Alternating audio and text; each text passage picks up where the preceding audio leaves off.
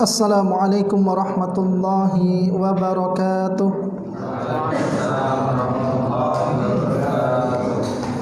Alhamdulillahilladzi hadana lihada wa ma kunna linahtadiya laula an hadana Allah wa asyhadu an la ilaha illallah wahdahu la syarika lah wa asyhadu anna Muhammadan abduhu wa rasuluh.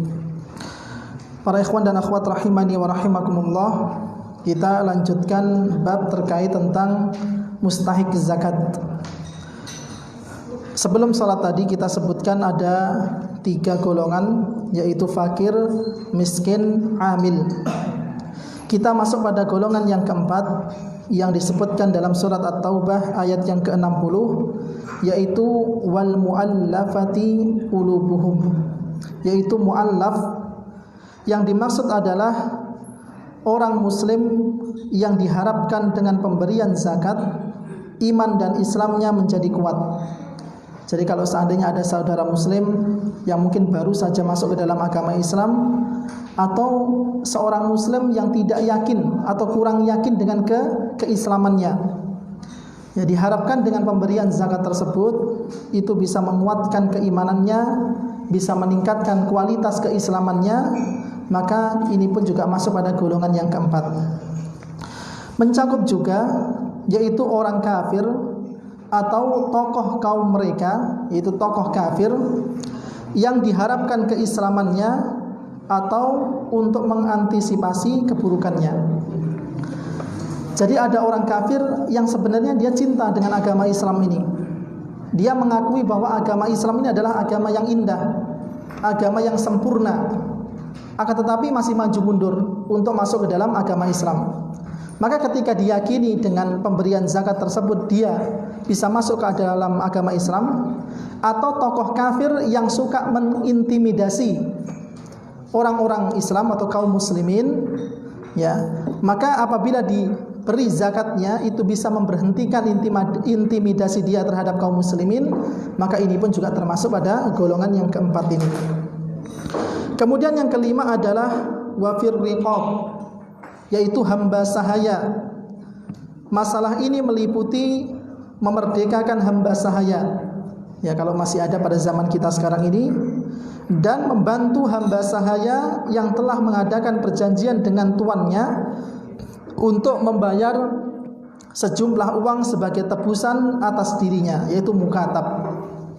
Ya, jadi bisa diperuntukkan kepada orang yang masih statusnya hamba sahaya, ya, yang terikat perjanjian ya dengan majikannya atau tuannya.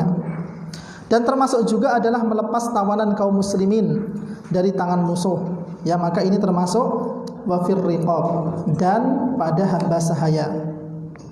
Kemudian yang keenam adalah gharim. Gharim adalah orang yang berhutang bukan untuk maksiat, yang tidak dapat melunasi hutang hingga jatuh tempo pembayarannya. Hal ini dilakukan dengan syarat mereka tidak memiliki sesuatu yang memungkinkan mereka untuk membebaskan dirinya dari hutang. Ya, jadi kalau seandainya ada orang yang jatuh pada hutang, ya, kemudian kita lihat, kalau dilihat dari tagihan setiap bulannya atau mungkin besar hutangnya, maka orang ini seakan-akan tidak mampu untuk membayarnya. Ya, dilihat dari kesehariannya makan kurang, ya, terkadang bayar SPP anaknya juga masih hutang sana sini, gali lubang tutup lubang. Maka seperti ini orang tersebut juga pantas untuk diberikan zakat mal. Ya, berbeda dengan orang misalnya kalau seandainya dia menghutang, dia punya hutang atau mungkin kredit, ya, tetapi dia punya hasil bulanan, ya, gaji tetap misalnya, maka diyakini orang ini dengan hasil bulanannya atau gaji tetapnya dia bisa mengangsur atau melunasi kreditannya tadi, maka ini tidak termasuk pada poin yang keenam ini, ya.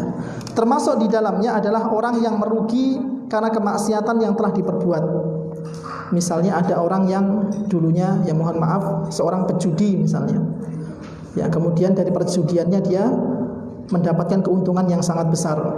Kemudian dia tahu bahwa perbuatan ini tidak benar, perbuatan judi ini perbuatan yang dilarang. Kemudian semua harta yang dia hasilkan dari perjudian ludes, dia buang, ya, karena dia yakin akan keharamannya misalnya.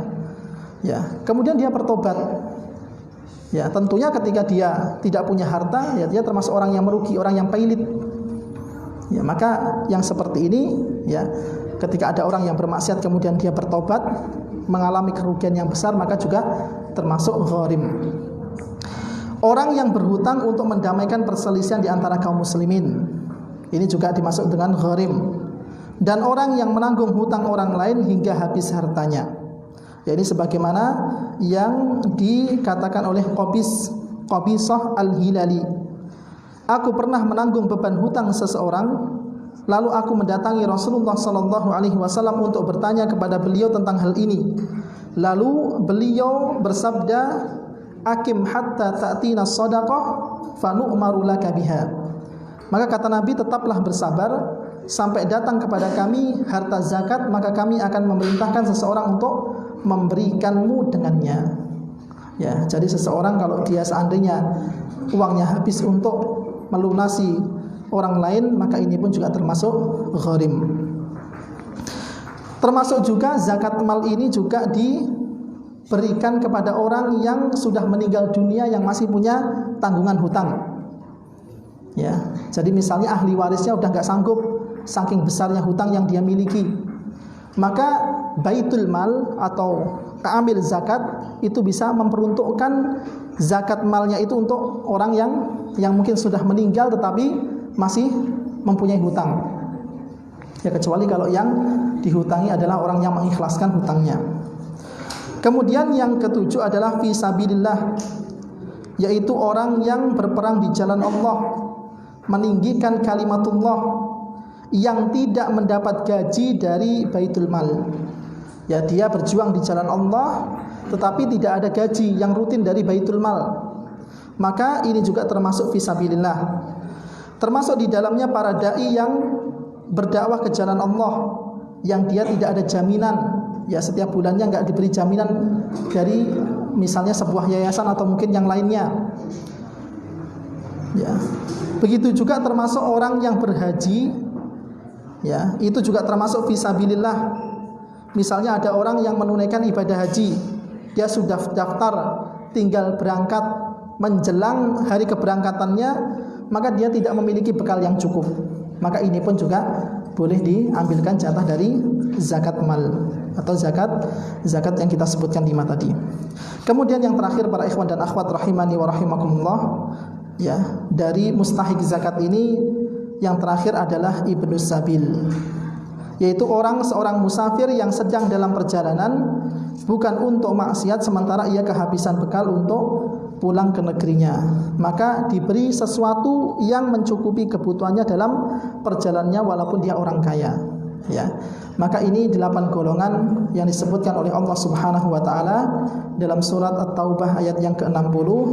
Maka zakat mal diberikan kepada 8 golongan yang kita sebutkan secara rinci. Wallahu taala alam. Ya, sebelum kita akhiri, kalau ada yang disampaikan baik dari ikhwan maupun akhwat